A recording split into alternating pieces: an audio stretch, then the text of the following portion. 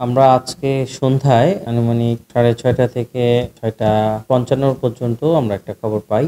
জাতীয় নাগরিক পার্টি এনসিপির কেন্দ্রীয় নেতা জনাব হাসনাত আব্দুল্লাহ সাহেব তার গাড়িতে আমাদের এই চৌরাস্তা চান্দনা চৌরাস্তার নিচে থাকা অবস্থায় দুর্বৃত্তরা হামলা করেন। তার ড্রাইভারের ভাষ্যমতে গাজীপুরে একটি অনানুষ্ঠানিক প্রোগ্রাম শেষে ঢাকার পথে যাচ্ছিলেন। সেই মুহূর্তে আমাদের এই চান্দনা চৌরাস্তায় ফ্লাইওভারের নিচে যানজটে পড়লে পেছন থেকে মোটরসাইকেল আরোহী কিছু দুর্বৃত্ত এসে তাদের গাড়িতে হামলা করে।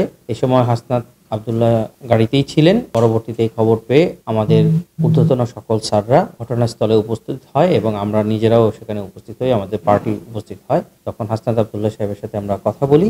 উনি ওনার হাতে কিছুটা আঘাত পেয়েছিলেন, তো উনি পরবর্তীতে আমাদেরকে এনশিওর করেছেন যে প্রাথমিক চিকিৎসা নেওয়া প্রয়োজন তার পরবর্তীতে আমরা ঢাকায় চলে যান।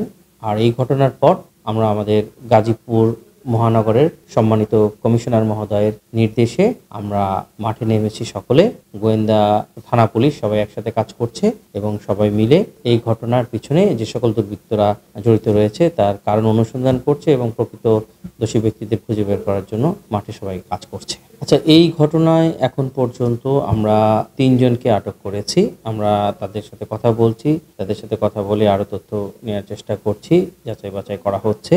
আর এই ঘটনায় এখন পর্যন্ত ক্ষতিগ্রস্ত যারা হয়েছেন, যিনি হাসনাত আব্দুল্লাহ সাহেব উনি ইনজুর হয়েছেন ভিকটিম, ওনারা যদি থানায় এসে এজাহার দায়ের করেন আমরা এফআইআর রুজু করব। আমি মোহাম্মদ রবিউল ইসলাম, আমি অতিরিক্ত উপপুলিশ কমিশনার, নর্থ ডিভিশন মানে উত্তর বিভাগ, গাজীপুর মেট্রোপলিটন পুলিশ।